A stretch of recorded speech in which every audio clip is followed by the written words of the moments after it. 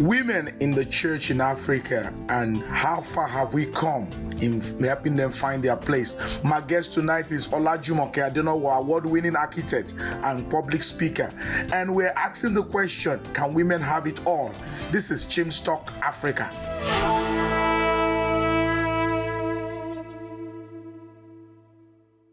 But before we do that, please like this video and leave a comment below. Let's know what you think. And don't forget to subscribe and click on the bell button and share this video with somebody else. From Cape Town to Cairo and from Mogadishu to Dakar, this is Chim's Talk Africa.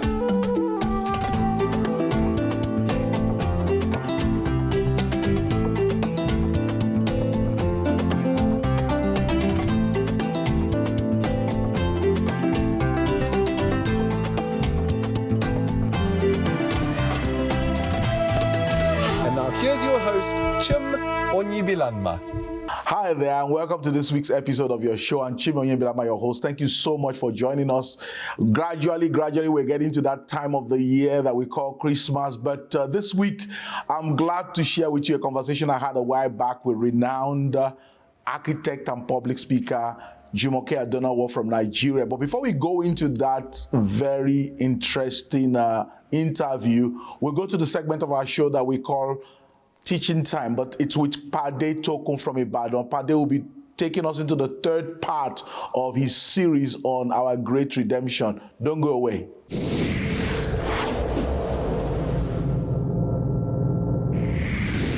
Thank you, Chim. By the transaction of redemption, God bought us for himself. He bought you for himself and for himself alone. Do you remember God described himself? He said, I'm a jealous God.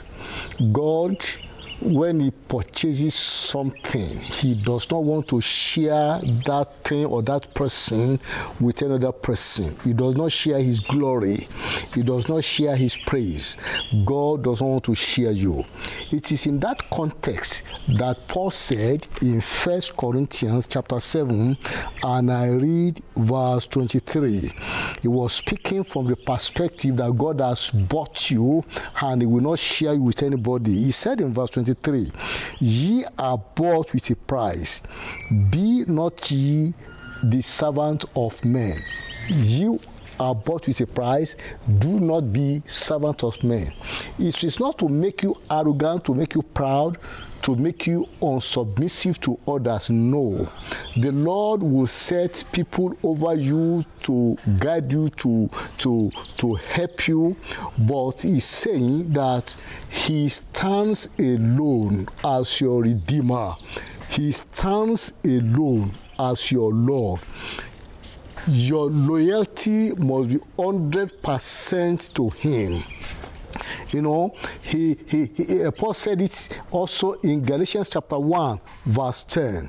For do I now persuade men or God, or do I seek to please men? For if I yet please men, I should not be the servant of Christ. You know, the person that God has purchased has his loyalty totally to men and to God, not to men. You know, if we need to say this again, is because of the kind of trend we see today, that people forgot that somebody paid their price and only God paid their price, no other person. God will use other people to bless you. God will use people to minister to you. God will use people to guide you, but they must not own you. They cannot own you. Do not equate them to Jesus in any way. Do not. We have seen cases where people equate their pastors, their big men of God, and bring him subtly second to Jesus. There's nothing like that. Jesus is one and alone. Nobody is second to Jesus. Jesus alone and is unique. Don't ever try to think of anybody compared to Jesus. Nobody can do 1/1,000,000th of what Jesus did for you. That person had to be purchased the same way you were purchased. It is a person that does not understand the price that Jesus paid that we try to put another person in a second place. No, there's no second place. Jesus is all in all. He has purchased you. He purchased you totally. Nobody can be compared in any way. Nobody must be put side by side with him. That was the emphasis of what Paul was saying here. You see, God was telling us, as if to tell us that He will put men over us for us to we serve men, but we are looking for God's approval. It is God's approval. Our focus is always on God, even when we are under men. Our focus is unto Jesus, and every man of God that has understanding will be careful that nobody tries in any way, any imaginable way, try to compare him to Jesus, because the same way any man needs redemption is the same way that that man of God needed redemption. We thank God for Paul. You know what he said concerning his relationship with people that were under him?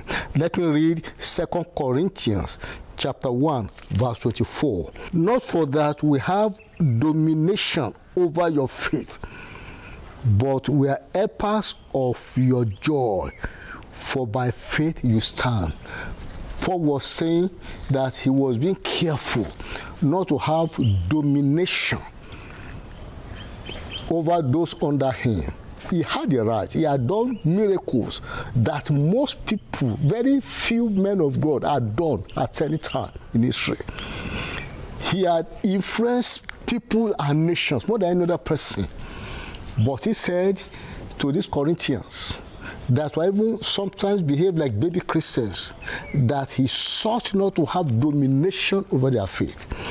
Do you know that if you allow anybody to have domination over your faith, both you and that person are not living worthily of the redemption that God has purchased for you? With this challenge, will you not turn to God and begin to appreciate Him for that great redemption? You need to acknowledge that no human contribution to your life must be set beside it. Our redemption is unique.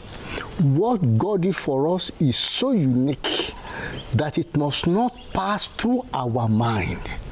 The kind of things we hear often today when believers unknowingly in ignorance compare men of God to Jesus. No, it is falsehood. It is satanic. God bless you.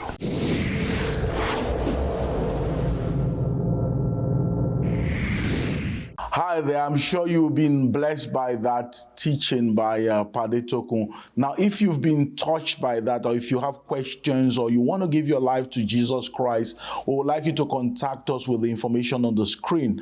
Maybe somebody called me the other day. I was really, really touched by this, all the way from Ghana, saying, look, lead me into Christ.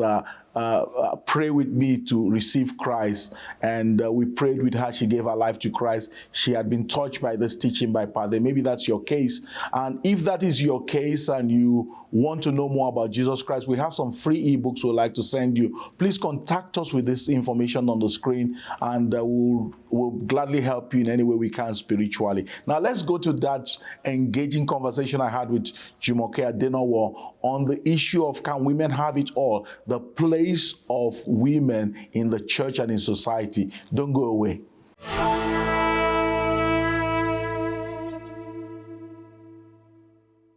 Welcome once again to Chim's Talk Africa. Here again with a guest we had some weeks back. Mrs. Jumoke Adenowo is an award-winning architect, an entrepreneur, and a philanthropist. She is a woman who is both an accomplished person in her profession as well as a happily married wife and mother. Today we want to talk about women's place in the home or at work. And people would ask, can a woman have it all? And I want to put this to Jumoke because, Jumoke, you're welcome to the program. Thank you so much, Jim, for having me. I want to particularly put this to you because you did write something on this a while back. You were asked, can a woman have it all? Meaning she would have to choose. She's supposed to be a mother at home. What's she doing trying to compete out there? Or else go outside and pursue your profession and let your home die. So where's the place of the woman in society and in church? And your answer was interesting. You said, why are we not asking, can a man have it all? Why did you say that? Yeah, because it's a legitimate question. Why would you ask, can a woman have it all? It's chauvinistic in its essence and its framing, because it's the woman who keeps getting asked, can she have it all? It's almost like questioning God for giving a woman a brain along with a womb. That's it. You said something that made me reflect a lot. In fact, a lot of the things you wrote there, I was reading that up in a plane and I was going, wow, I've never seen that before. You said this discourse about the place of the woman or the role of the woman in terms of being a primary child caregiver at home and not disturbing that by going out to work.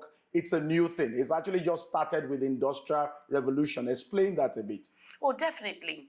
Before the Industrial Revolution, which is like more of the 18th century, everybody worked from home. So if you were a tanner, you were working with hides and skins, your tannery was close to the house. If you were an ironmonger, your smith was right next to you in the house. So your wife worked with you. In fact, those days, that's why they had big families. You're a farmer, you needed a labor force, so you had many children, so that the whole family worked together. So there was nobody going out to work. So going out to work and leaving the home to work was something that happened in the Industrial Revolution. So nobody would have asked a woman before then that, can she have it all? Must she leave? All hands were on deck. Yeah, so it's a new thing. Yeah, but people will argue things have changed. And the fact that we're arguing is that a woman shouldn't leave the home. We've never seen this before, and it's going to disturb the home. And you're saying that is not what we should be asking. A woman is born with a purpose, with a call, and she must sense what that is and go after it. Explain that a bit about a woman's place and a woman's call in society. Okay, if I'm as an architect, I believe that form follows function, which means the way you were created and the apparatus you came to the world with follows the function that you are supposed to deploy. If a woman was just supposed to have children and children only, she would have come to this world with a womb and a subpar brain. That is a brain that all it could cope with is childcare. The brain will not be dexterous enough to write the same exams, which I wrote in university, that the men also wrote. I don't remember being given a pink exam slip for my finals, meaning this is the female paper and this is the male paper. So this is for females, and this is for males. So we did the same exams the men could do because we're being prepared for the same challenges and the same workplace.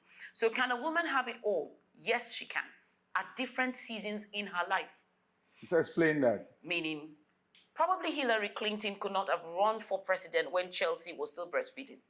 Okay. But then, as a woman, just like a tree or like any other thing, there are seasons to your life.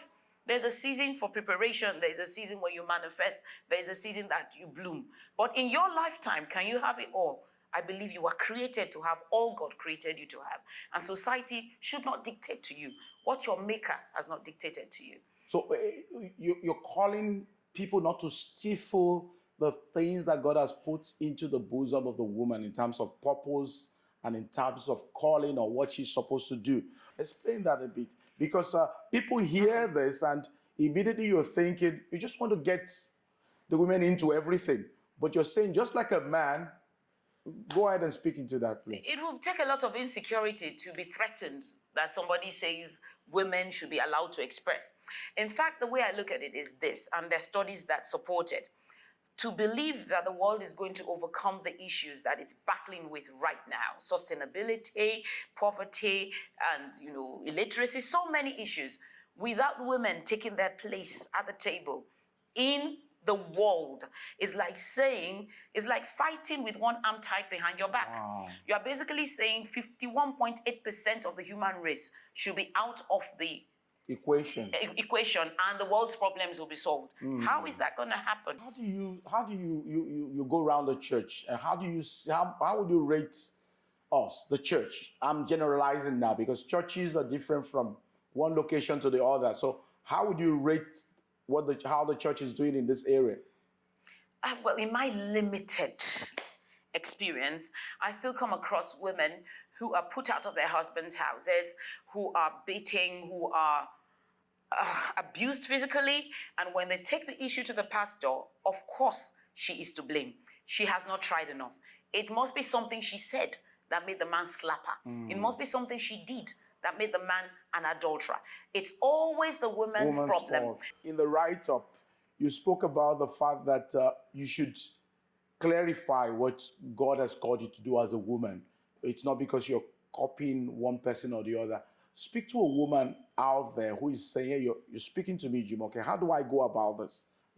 Where do I start? How do I? So you're saying, how do you identify your purpose? How do you identify your calling? How do you identify the reason for your existence? It is, putting it simplistically, it's not something we can do in 5 minutes. You need to ask your question. What would you do if you had all the money in the world and you didn't need to work for money? What would you do? Number one, I believe that your purpose lies at the nexus of love and hate. What you love doing and what you hate seeing. So I, for instance, hate seeing living below their potential. I hate seeing people living below their potential. Yeah. And I love seeing people soaring like an eagle when they're in their zone. It is one of the most beautiful sights. To see someone, nobody ever has everything, but you are moving towards purpose. It's like the best sight ever. So purpose lies in the nexus between love and hate. And what would you do if you never had to work for money? You had all the money in the world. What would you choose to do? In one of the segments of your write-up, you said there were two main myths around the ill of women being taken out of their primary place of calling, which is to stay at home or at least do everything around that, minimize whatever else they do just to be around that. And those two myths had to be that the child will suffer, the home will suffer if a woman pursues full throttle her vision and her passion.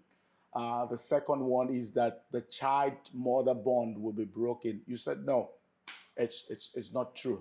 Let me start from what you said. You said you made it a fact that the primary role of a woman is to take care of the children. You said if a woman leaves a primary call. You see, it's interesting that the party where we took off is saying a woman has a primary fundamental role of taking care. Okay, but when we look at it, who said this? As Christians, we have to make sure that the Bible and not tradition or culture is our template. And in the Bible, we see God saying, for I know Abraham, he will teach his children, which means Abraham should be very, very present in child rearing because his role is to teach. And then when we look at Jacob too, it might be useful to have some cooking skills, which means it's not bad. Not every man. I see you vehemently defending your position, making me think I don't know how to you are cook, Jumoke. culinary challenged. You see, I yeah, can tell that. I am. I confess. But if we look at the way Jacob did, I think if he didn't know how to cook, he might have lost the blessing and the birthright. So it's a skill I'm sure you're going to pick. But when we look at it very seriously, we have seen the National Institute of Health in the UK has done studies that prove that children of working mothers actually fare better. Really? And I think it is because you put on your oxygen mask before helping others. So when a woman is caught, she feels trapped. Not a woman who chooses to stay, but a woman who is forced to stay in the home. She will vent her resentment on someone. And who is the person? The helpless child that she feels has shackled her in this position. If she does not plan to, she will lick. She will lick emotionally and she will take it out on the kids. So when a woman is fulfilled in the marketplace, in fulfilling her purpose, what happens is that she's confident and self-assured, like my mother was. Yeah, you said and so. she simply comes back and shows her daughters and her sons, takes from her fullness and her overflow and gives to them. Good. the real facts that I would like us to end on, because there's so much defensiveness and insecurity around this issue of women working. Right now, there'll be a woman who is in the home saying, she's going to make me feel depressed. No, if you choose to be in the home, you are validated. It's your choice. A woman should be given the choice to work or not to work. It should be her choice. To decide to work or to change her mind and not to do so. That should be the choice of the woman. So what about the second myth, the one I mentioned about the mother-child bond, the fact that, oh, this is going to disturb that closeness because she's out pursuing her purpose? Oh, the fact that I'm in the house does not mean I'm paying attention to my child. I could be watching some soap opera, I'm on Z World, but I'm there. So it is about the real conscious time that you spend with your child, passing across values, validating the child, preparing the child for their own purpose and their role in life. So that is where the bond is built. Someone who is depleted cannot be building a bond. Somebody who doesn't feel passionate about her life cannot really be able to bring that bonding that is needed. So you put on your oxygen masks before helping others. You cannot give what you don't have. Jumoke, we come back to the men. You talked about the PhD. Is it PhD or what did you call it? Puha Down syndrome. Yes. And the truth is this, many of us men are insecure. And I mean, it's a reality, especially we African men. How does a wife go about this in the face of this? I mean, do you carry up a placard at home and say, I'm going to, I'm doing this outside? You mentioned this in the piece about do you call it the tiger and the what? So if I refer to the PhD, which is not a degree that you should be proud of, but the Pull-Her-Down syndrome, it's not gender specific. Actually, I think PhD afflicts more women than men. So I believe women pull women down more than men pull women down. No, it's not a specific thing. Some women support women and some women do not. Okay. You pull people down when you don't feel secure. Okay. So it's nothing to do with your gender. And I believe sisters support sisters. I have some fantastic women in my corner, and I know of other women too who may not, but it's not something I even look out for. However, it comes back to marrying right. If you believe that you are meant to marry, then marry right. Marry a man who is not threatened by the woman, not the woman you are now, but the woman you will become. Because you are who you are today. But do you know who you will become? Marry that man who can cope with that woman you will be in 10 years' time and in 15 years' time. Because he's also evolving. A man should be, for a woman, I feel, if I'm to wrap it up rather neatly, there can't be two heads in one home. I've been attacked for saying women should submit. Because in marriage, a wife should submit. I don't believe a woman should submit to random men she meets, but your wife should submit to your husband. Why? A creature that has two heads is a monster, so there can only be one head in each family.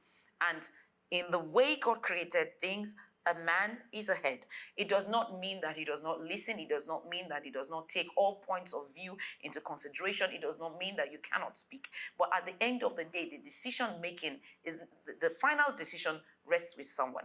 But the way I view submission is a bit different. May I tell you the way Please go ahead. That's why you're here, Jumoke. For me, submission is not what most people think it is.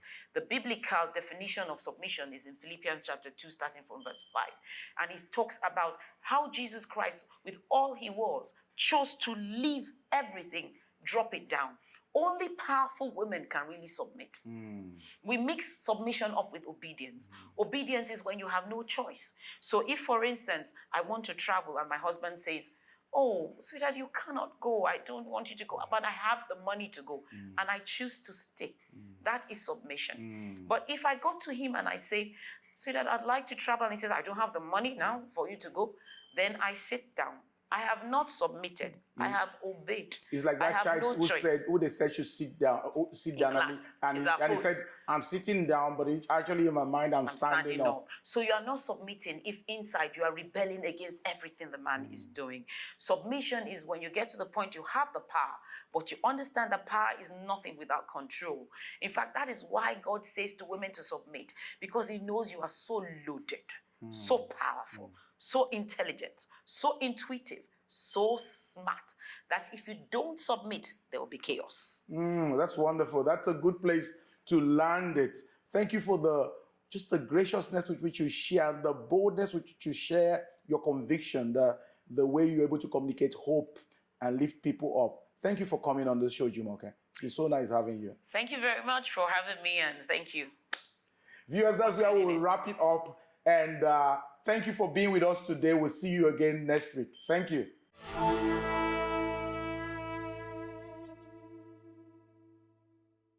Hi there, welcome back.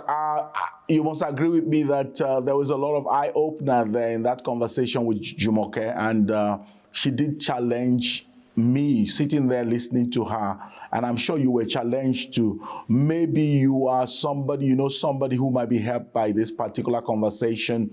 You can go to our YouTube channel and you'll find this conversation. Share with all the women you love.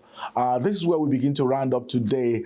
And I just want to encourage you, if you are being blessed by this program in any way, we want you to know that this program continues to be sustained by people like you who believe in what we do. And we want to encourage you to consider becoming a partner with us. Use the information on the screen to get in touch with us today about how you can begin to give.